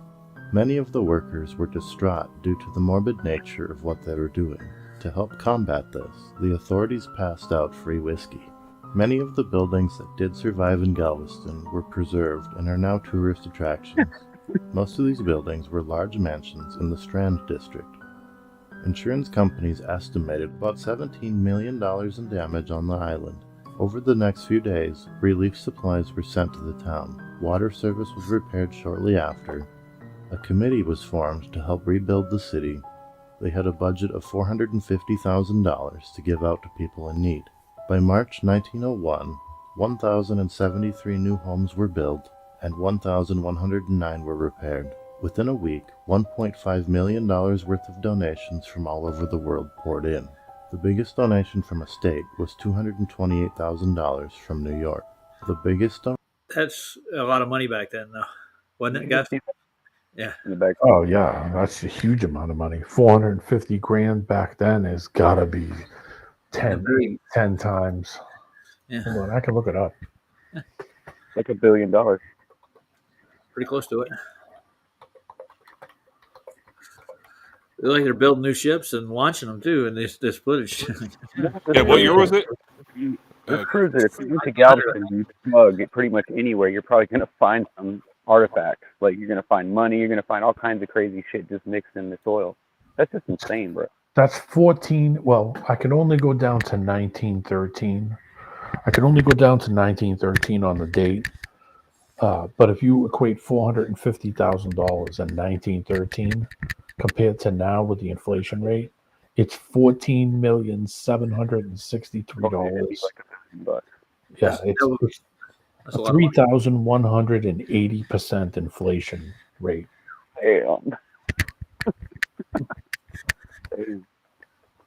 That's nowhere near the national debt, but yeah. Yeah, I remember when a cup of coffee was like 15 to 30 cents. I remember like at times in Missouri when I was a kid. A like, nickel or less. Like My you dad, go into when my dad was growing up, it was a quarter. With a quarter, you could get an entire meal. Oh wow! Yeah, that was in. I remember when gasoline broke $1. I do remember that. I remember when it broke $1 and it went up over that and it never went back down. That was like in it's not like going to early '90s somewhere, I think it was. And I remember it went back down to $1 one time, and I remember I got a picture of it still on my phone somewhere of 99-cent gallon of gas. And everybody that sees it goes, "No way!" I'm like, "Yeah, dude, that wasn't that long ago." Yeah. Yeah, when I was sorry, Back of it, where it was, yeah. When I right before I went into the military, I remember I had my driver's license, and I was pretty young. I got my driver's license at 16, and then I enlisted at 17. And here in California, it was 85 cents per gallon to fill up the car that my dad was letting me use. And I got out of boot camp, and I went through all my training and all that kind of shit. Came back home on leave, and it was like $2.50. It went up that fast. wow. My first car gas was 87 cents a gallon. A pack of cigarettes was like $1.50 for a pack of Marlboros. Yeah. I remember when pyramids were 99 cents. It was 75 cents when I was growing up for a pack of Camels. I could go to the machine, put 75 cents in, pull the lever, and poof, I got it. It's mine. Yeah, hookers were so cheap too. I mean, what the fuck's going on now? I don't get it, dude. I went to an airport once and paid $4.50 for a pack of cigarettes back when they were like way below $1 a pack. I was like so mad. There's no way you got a machine that was that cheap, bro. No way. Yeah, there was. There was a machine at this little Phillips 66 gas station across the street on Main Street in Lowell where I used to get my cigarettes when I was first started smoking, and it was 75 cents for the next year it was up to $1. Then it just from that point on it just jumped a quarter all the time. Yeah, when it went to like $4 or $5 a pack is when I quit and said, "Nah, I'm good. Not letting take advantage of me anymore." In Canada, everything's more expensive. Cigarettes are like $200. I'm like, "Are you insane?" We were in New Jersey. Get out of here, bro. I wanted to get a pack of cigarettes. We were in New Jersey, and I stopped off the turnpike and got a pack of butts, and it was almost $10 for a pack of cigarettes off the side of the turnpike from a gas station. And I was like, shit, I need to quit smoking. This shit's too expensive. No Well, you're kidding. gonna pay for your poison, aren't you? Yeah. When I was like 16, before I was able to buy cigarettes, they were $1. They were cheap as cigarettes, but they were $1 at a couple gas stations in Cloverdale, where I lived, and they were 99 cents a pack. That's the last time I remember, and that's when I started smoking. Basically, like 11, 12, but smoked 27 years and then quit. Yeah. Well, shortly after that, like I think within the year, they pulled that cigarette machine out because all the kids were buying Yeah, cigarettes. of course. I used to go to a Greek club. I used to go to a Greek club. There was a club, like a nightclub, but it had an open like when you walk through the doors, the front doors where it was open, it had a cigarette machine in the hallway. So I mean, shady place, but I mean, I used to go in there and same thing. Pack of cigarettes was like $1.25, $1.50, and I was like, yeah, whatever. Said Salem's, I think, were like $1.25. You can get a pack of Salem's. Yeah, that's close to my home, where I grew up. The Tobacco Road, dude. That's where it all came. In Carolina, Virginia. That's where they grow most of that. Yeah, I'm gonna get some Native American cigarettes when I go up in upstate New York. I'm gonna get the. Are you gonna get some American Spirits or something like that? No, I'm gonna get the whatever the funky brands they got up there on the up by the casino. Yeah, casino cigarettes are cheap still. As it is cheaper than it is here. They give you the free booze and they sell you the cheap cigarettes, and then Dude, you gotta gamble. Yeah. Oh, it's cheap as shit. And you get the Mustangs. I used to get Mustangs when I used to go up there, and they were give free, ass. Otherwise, I might go. the carton of cigarettes was like half the price if you got them up there. So every time I'd go to New York State, upstate New York, I would go right to where the casino is now. But I used to go up there and buy like 10 cartons of cigarettes, sell them. I remember the first time I got out on the res, so I got a cute little story for you. It's for adult ears only. I don't think there's any kids watching, but we were out on the Apache reservation, and we went to Athena, close to it on the Navajo side. So we crossed over, and they get this sign up. Now you're on the Apache. I forgot what the other tribe was, and you're subject to all their laws. And they had a list of them, and one of them was lewd behavior in your car or anywhere in public sight. So me and Rhonda pulled off the side of the road. It's like, well, fuck them. No lewd behavior. No. Sounds like you, Roger. I did that. I really did. True story. All right, let's get back to Galveston. Donation from an individual was $20,000 from steel industrialist Andrew Carnegie. A seawall was conducted shortly after and was finally completed in 1963. It is 10 miles long and 17 feet high.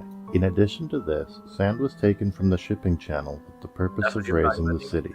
Several similar hurricanes have hit Texas and tested the seawall, such as Hurricane Alicia in 1983 and Hurricane Ike in 2008.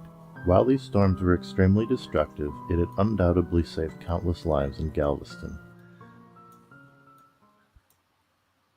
Oh, that was worth it, wasn't it, guys? Yeah. That's kind of cool. I read about it years ago. I found the brand names of those cigarettes. They were a Native American Eagle. Okay. The other one was Director. That's what it's called, Director. Never heard of it. Yeah, they had like Native American cigarette brands. The other one is 1120. Never heard of that one either. America 225s or the other one. And I used to get Mustangs. Navajo was the other one. I used to get Mustang cigarettes in upstate New York for like half the price. I've heard of them. $10 for a fucking carton of smokes. And I would go and take an extra 100 with me and just go buy fucking 5. Tell them, how many do you got? I would take them and bring them to work and sell them to everybody for double the price. And I could walk away with 2 bills. And I'm like, hey, it's good, Navajos. In Tijuana, but they had name brands, right? And I was over the border, and I went and bought like 5 or 6 cartons for like $25. And I actually started smoking some of them, and they were shit, dude. They weren't. Yeah, they're rough. Yeah, they're cheap cigarettes. So I mean, a lot of countries don't have when I was in Iraq, as an example, And that back when I used to smoke cigarettes, I was able to buy a carton of Marlboros. I thought they were Marlboros, Yeah, but they they weren't. were not. Yeah, Yeah, they don't you give a know. fuck. They just, Do you remember when all those websites, Andrew, were popping up? And man, it had to be the late 2000s where you could buy the cigarettes and they would ship them to your house. I don't remember that, no, but I was There able, used to be websites where you used to buy Marlboros, like, you know, but they weren't produced in the United States. They were like from some foreign fucking Marlboros. So they were produced in another country.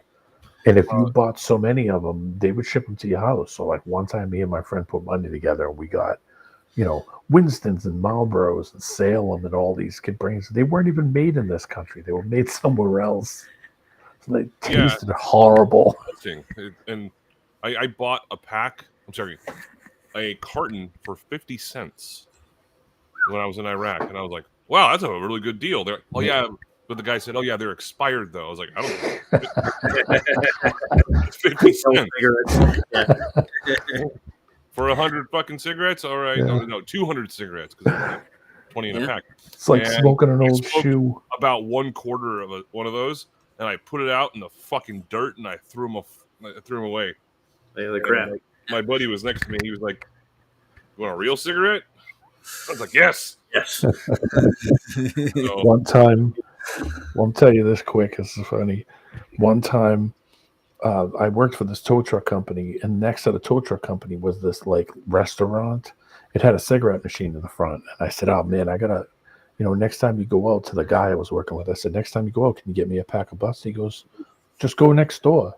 So I was like, "All right, yeah. What do they got, a machine or something?" He's like, "Yeah, here, you need quarters." So I'm like, "Yeah."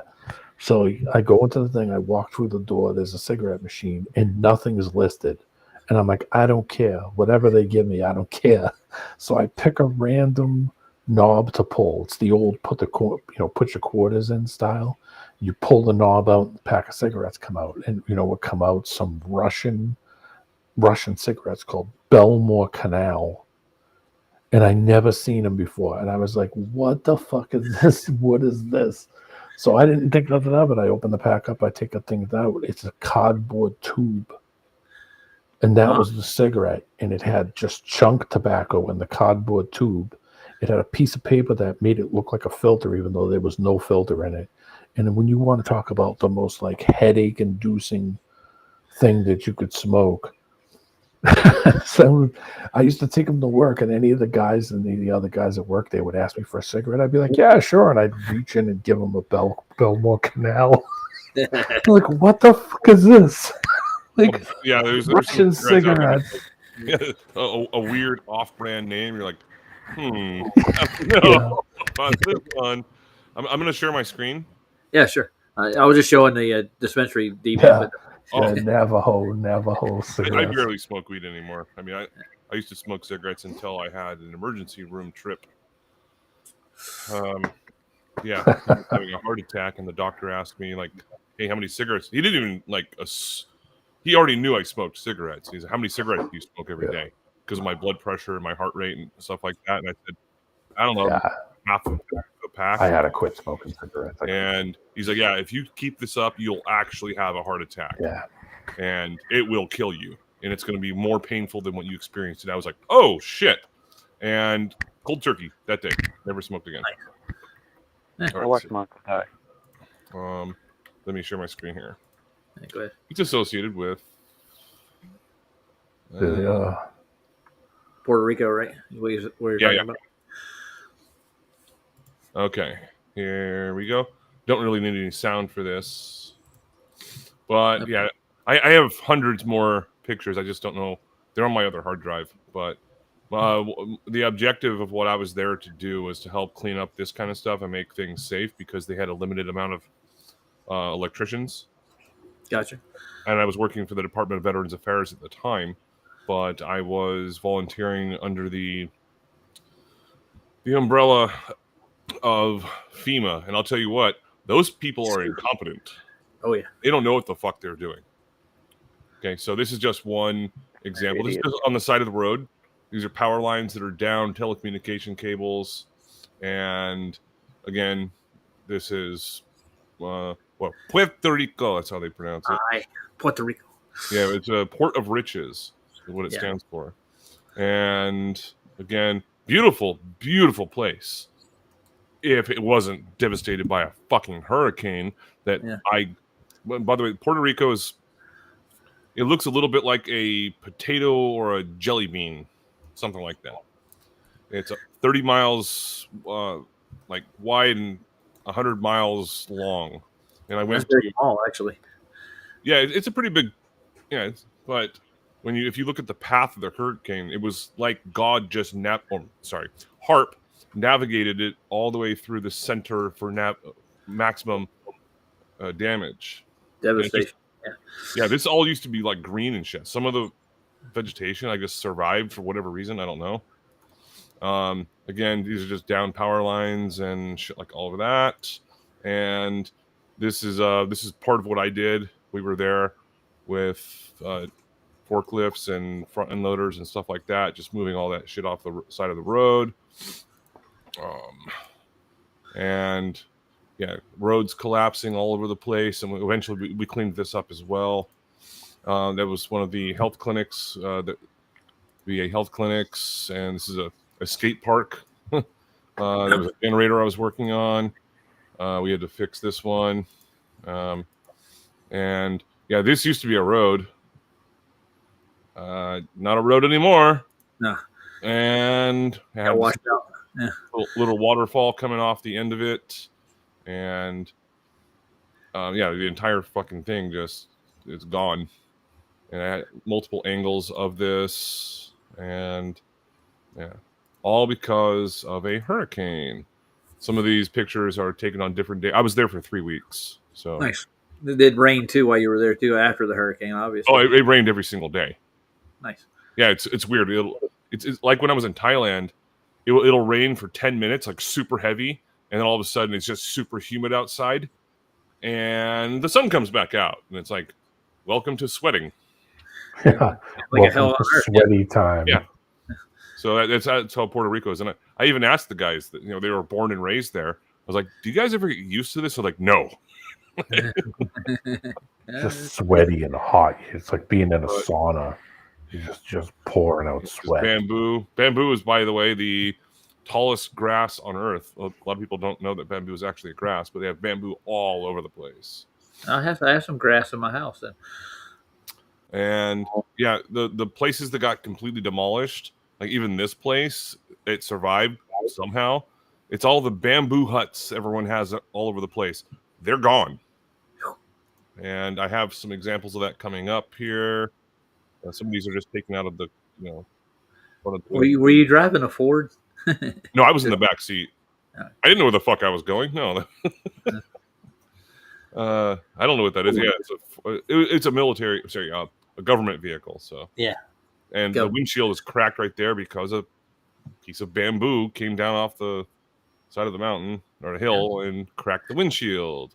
And that's outside someone's house. Imagine waking up to that.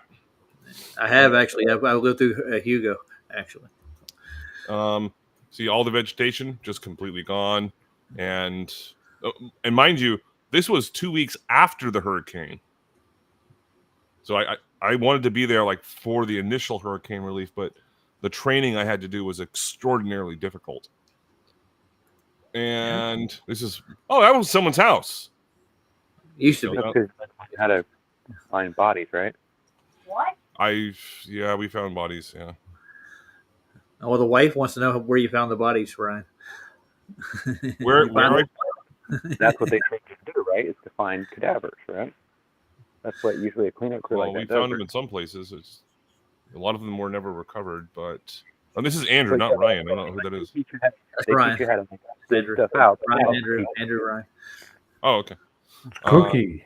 It's Cookie. Yeah, this is just continuing on. I'm gonna speed through this a little bit faster. Yeah, it's just devastation. I'd never been in a hurricane. I've been in war 3 times, but war doesn't even look this bad. This is the wrath of, a hurricane. Hugo actually came inland 200 miles, and it devastated the Piedmonts and the Carolinas. And I lived through that. It wasn't expected to do so. It turned into a whole bunch of miniature tornadoes, and it devastated lots of communities that weren't ready for it at all, like mine. It This ended is up something looking else I helped set up at the generator. This whole area, and they're just fucking iguanas walking around everywhere. nice. Yeah, don't pick those fuckers up because No, don't. Mauricio, he picked that thing up and it sliced his fucking arm open with its tail. Oh yeah. And I was Its just like, claws are "Dude, what are you doing?" And here's something kind of funny coming up. Right here. This is not the best picture, but we drove by it a few times, and finally I said, "Slow down. Let me get a better picture of this." So this is they call this the spaceship, the UFO building, and you'll see it in just a second here. Okay. Okay. So this guy, whoever owns this, he custom built it himself, and there's a spaceman alien up Nice. there. Scare the locals with it. I got him an alien. Yeah, everyone's like, yeah, he's a wacko. A lot of people know him, but it's a pretty big house. It goes underground and shit too. It made it through the storm. I see. Yeah. So I mean, yeah, tip my hat like that way. Yeah. Security camera over here, but yeah, it's got a little husband and wife situation, and oh, look at that, another island, and they say that island is about 10 miles away. That's what I remember. Yeah. And granted, we were at about 50 feet elevation, but 50 feet. That's a big difference. They're not all great. Another fucking. That's outside my hotel Must have room. been a lot of refraction that day. Yeah, it was. That's outside my hotel room, like directly looking off the balcony. These fuckers better not get into here. But yeah, this is the last day I was there, and finally got to take pictures of the beach. Nice beach. That's pristine. It's clean. Oh yeah, this is right outside of San Juan. And some people were telling me that Donald Trump actually owns the hotel, and the entire time we were there, it was undergoing just massive renovations because of all the humidity. They were just ripping out the drywall just consistently. And this is what it looks like from the beach, looking at the hotel where we were us, FEMA, the FBI, and the U.S. Army and different contractors were all staying here at the same time. Like every hotel room was taken up. And yeah, it's very, very dangerous because of the swells and how fast it drops off if you know anything about the ocean. Mm-hmm. And yeah, this is like me. I'm like 4 or 5 miles from the hotel at this point, just going for a walk, and blah blah blah blah blah. And this is really upsetting to me because when I said, "Hey guys," in the engineering department with electricians and HVAC, I said, "Hey guys, I'm going to buy everyone, some food." So we went. I said, "Hey, where's a place where we can get some pizza or something?" And they said, "Oh yeah, there's this one place." So we drive over there, and when I got out there, I was like, "What the fuck is with all these people here? Why are they all in line?" And they said, "Oh, they're in line for generators. This is a hardware shop, hardware store." And I was like, "Oh shit! This line was about a mile long." Did everybody get a generator? No, didn't think so. No, they sold out, but they were still in line. And they were there for water and for generators. And yeah, look at this fucking thing. This is like one of those poles that's. Look at that thing. It was rooted in the ground, dude. Hurricane, took that thing out. Nice. Yeah, and it's almost over. Don't worry. We're enjoying the view from here. Yeah, some of them are not super great, but yeah, so there's definitely a lot of massive devastation. There was hell storm style. Yeah, I think that's the last one. Yeah, nice. Well, thanks, Andrew. Appreciate that. Now I don't have to visit Puerto Rico to understand what it's like. It's a beautiful, beautiful place, and there's some weird things that I noticed when I was over there.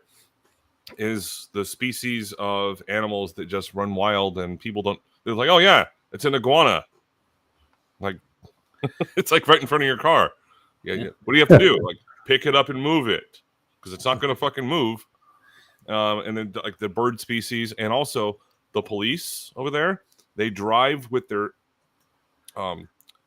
not the sirens, but like the actual the lights, the rotating. They drive with those on all the time, Just so you constant. can identify them everywhere, and every single street sign is in Spanish and English. And people love, for whatever reason, Wendy's. People fucking love Wendy's over there for whatever reason. I don't know.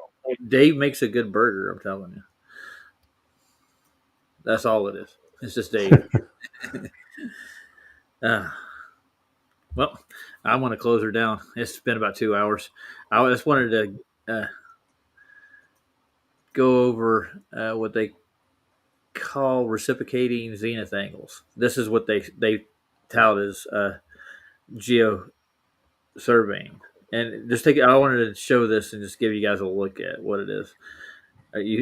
This is actually how they get reciprocating zenith angles. They're just basically drawing a tangent from one place to another.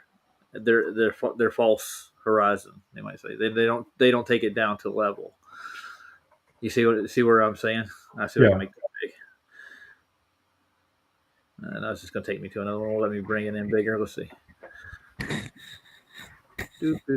Anyways, but the straight line here, that's their horizon from a hilltop, and they automatically assume a curve in it without actually measuring it.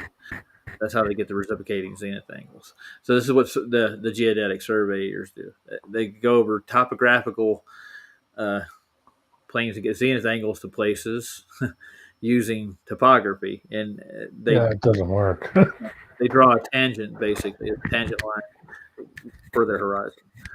Yeah, but they have to configure that back to a planar to get an area on the surface of the Earth.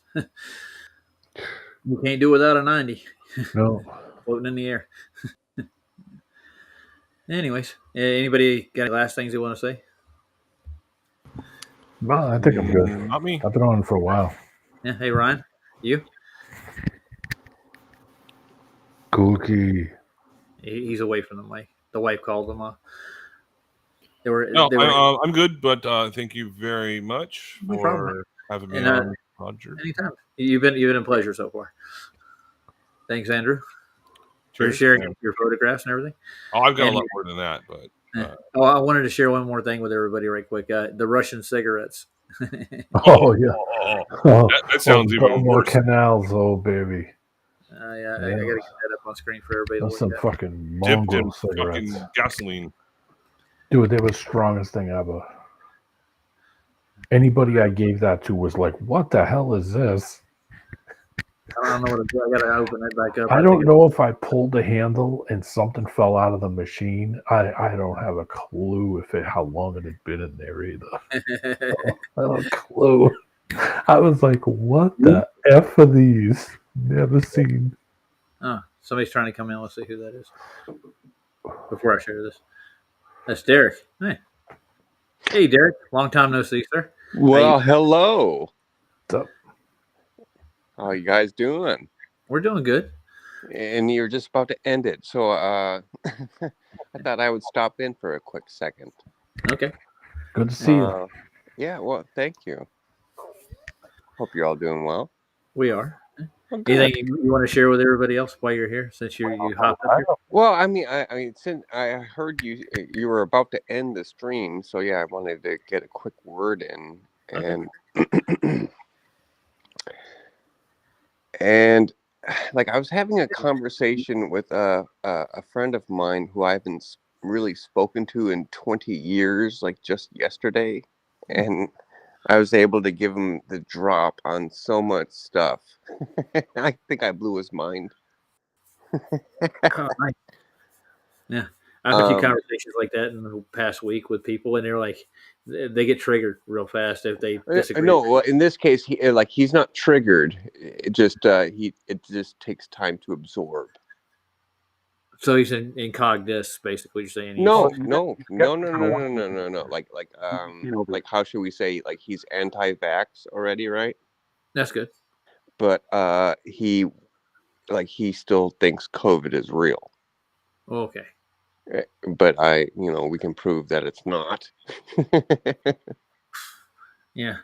Anyway, conversation no, but I don't want to go there, but I'm just kind of Really? trying to touch on some certain things where it's like when it comes to people, um, it's like, I mean, we're kind of like in, it's like, oh goodness, there's wheat amongst, or there's tares amongst wheat sort of thing, and it's spread out all over the earth in a way. Does that make sense? Yeah, it does. And it's So- in every capacity everywhere. Whether you're poor or rich, like it's literally everywhere. Like Do you good remember and bad. You remember Christ Barrel about when the farmer's sowing the seed, the ones that fall beside the wayside? Yeah. They make it, dude. And no, so yeah, no, I like I know where, like, let's say Justin, I know where he's coming from. I really do. And let's just say he may be surprised that there's going to be a lot of people, like if times get worse, that there's going to be a lot of switches. Yeah. Yeah. Good. I'm glad that's no, dude, it's like that. Yeah. Yep. Derek, I hope you got through to your friend in some capacity, because I mean, everybody has good in them. I think. I don't have any friends. I don't know what you're talking about. Well, I thought you were talking to somebody you were. No, I'm just no. I just saw something I wanted to speak on real quick. You know, to try to like help out another brother. Gotcha. Yeah. So it's like I mean, it's like people in the military. Like, oh, you're on the take for the military, you know, where they're making all these foreign invasions or something like that. So, like, therefore, you're guilty. No, it's not. All right, hold up. Well, let me give you some words of advice. Do not buy these. It's even got a map on the pack of cigarettes. Right. The point is, it's like, you know, not everybody is like so guilty as some others. You know, a lot of people are guilty by association too, aren't they? Oh, right. No, right. That's the problem we face. Yeah. In so many ways. Like, oh, you know this person. You actually talk to them? Oh, my goodness. Oh, you disgust me. Well, that's a you problem. If somebody I know. Well, it's also something a person, like, I mean, if you believe in God and you're actually trying to search out discernment. Yeah. There's a lot that goes along with it. Yeah. Well, you discern who you associate with. I don't associate with everybody that comes into my streams too, but they're here, and I try to reach them with what I got. You know? Right. You know, you do what you can with what you got. Yeah. Well, you ready to get out of here, guys? All right. Well, yeah. Take care, boys. All right. Night, Derek. It was nice having you on. All right, I'm gonna play out with a song of some sort. And thanks for stopping by and watching our show. I hope you enjoyed it. D-Man, Ryan. I'm sorry. Go out with that one that we were gonna play, but the space thing, yeah. Yeah. Let me get that up. We're not giving a nod to space here, ladies and gentlemen. No. It's just a song. It's a song. Artists have their own interpretation of things. I haven't heard it in a long time until yesterday, and I was like, "Oh wow, I remember this." Yeah. It was kind of weird, dude. It really was. Let's open her up. Phil, See everybody. You guys have a good night.